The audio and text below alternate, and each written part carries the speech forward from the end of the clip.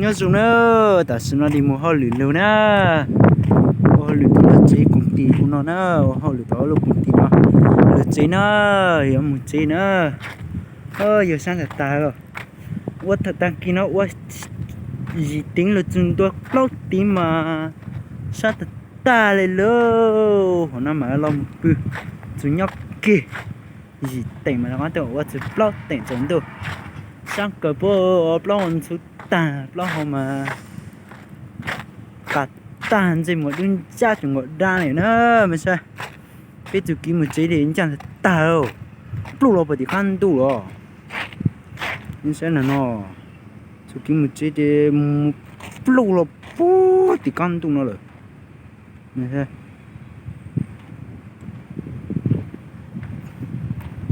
lúc đó phải đi có đa cho nó hay đây cú chỉ một chỗ con anh nhân chẳng là u nó chỉ mà chơi à đủ nó mà chọn những cái này tôi hơi lười để tôi tơi thế này lười tơi thế gì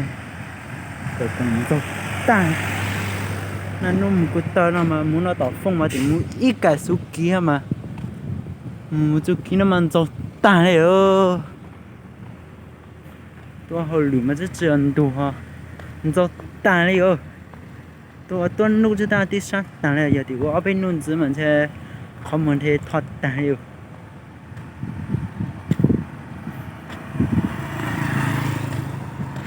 anh ấy thì chụp là siêu lợi thì chụp là tụ quá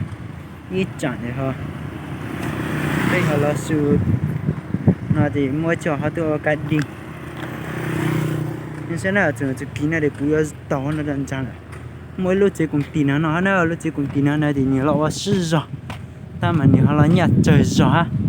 đây giờ đã lên từ sáng hoặc là tua thì yếu tố này trả xuống nữa cái chỉ này để bắt yếu tố này chỉ tao找来他们觉得人家这我也是杀的你有智商我是我让给的上涨了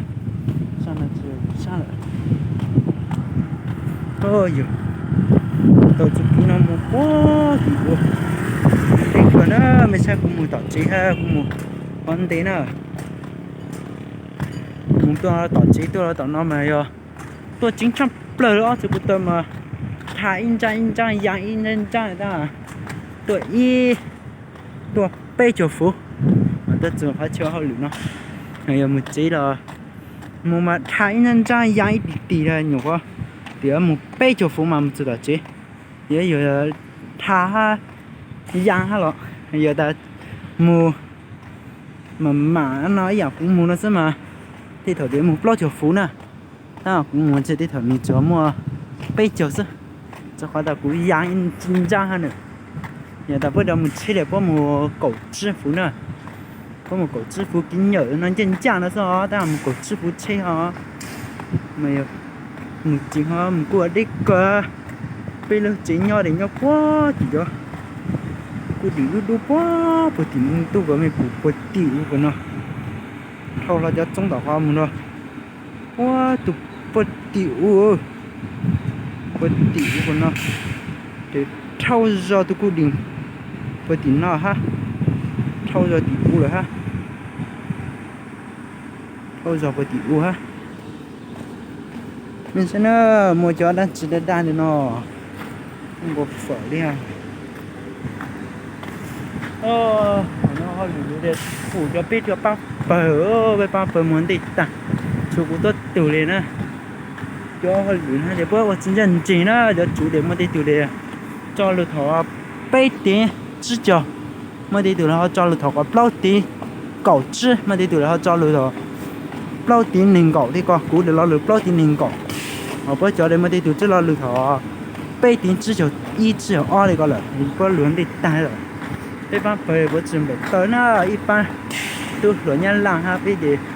bữa chuẩn bị tới nó thời gian kia để xuân dân chú để lợi tới tôi hơi lụy tay này mình chỉ là ít khoảng lợi tới mình chỉ thà họ nó có muốn đi tăng lại cho cú tới lên thì mình chủ đó chỉ hồng bia đó sẽ có cái nhát tỏi giờ đó có chỉ nhoi nữa có muốn đi nữa thôi dưới lên mà tàu ký tích ký nó mà chỉ là gì nữa giờ mua bên lên là gì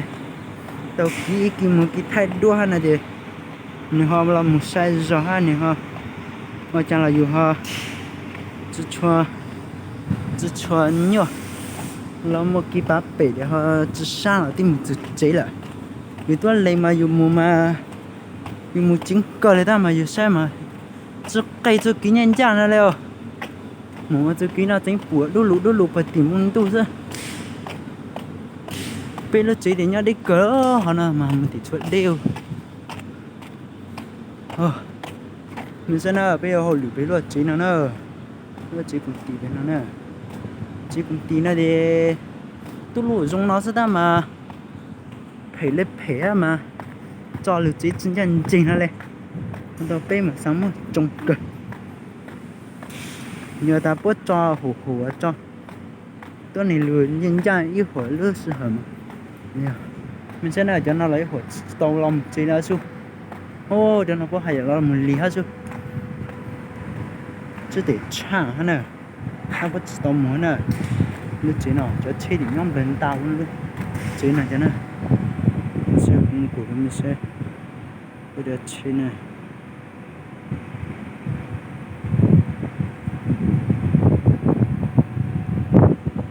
quay hột để tàu lòng cho su.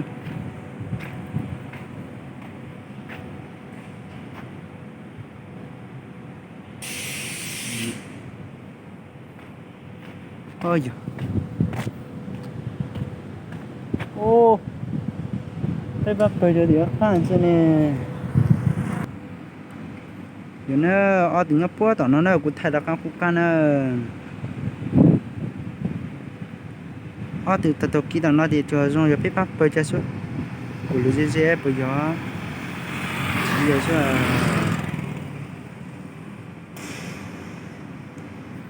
mình nhớ tao kỹ tao giờ số, nhưng mà giờ số không có được tí xét không có giờ ta, đây rồi chụp cũng gì mà, ta mà xe cho có đường mà gì giờ, cho có lúc chơi cuộc tiệc biết họ lựa này chỉ giờ ta biết, qua sân ở tuần này mà mua chung qua nữa, nè, muốn mà chung chập lời rồi bây giờ muốn thành khóa nè, muốn thành khóa là chung họ, muốn nho hàng già, nho điểm biên, nho lọc cay, nho lại trâu thì còn chung chập lời lên nè, lúc chỉ cũng tìm về nó, mình xem mà dùng nó ta mà lúc chỉ nó lúc chỉ nó nhóc quá phải u nè thì chúa, lúc nó phải hai bà cũng một chỗ cho kỹ nó cũng mà đấy, giỏi thay là mình xem, hay dùng để chả, ta lúc chỉ cũng tìm nó như dùng để chả, chẳng mà nó là lúc chỉ lì luôn đấy, sẽ hỏi tìm một thon to thằng nó tìm một thon là lúc chỉ, lúc để lắp lồng quá phải vùng tu lại, thôi giờ mệt quá, mình sẽ nữa, ta sẽ nói thì tao muốn tự kỹ chuẩn nó chứ, mà muốn đi ai giờ luôn mà, sẽ nói ai giờ tao nó nữa, ai giờ lại tao nó, ta tao luôn tao nó luôn nè, ta tao luôn quá tao kỹ nào luôn, giờ cuối thì tao hết nè, giờ cuối chỉ tao đây cuối thì một từ đây đó, ở thì tao luôn đây cuối thì tao, giờ cũng muốn để tao nó tao ở giờ lượt rồi mà lại kia mà lấy lợn dễ, giờ chỉ một phần gì lấy đi, tao nhớ thế này thì mua từ đấy chỉ ít ba hay lấy bao lên chạyอยู่ha, bao lấy bao là dùng một bắp bơ hay dùng bao lấy chỉ cần đào chỉ gì thì mà lấy chân chạy được,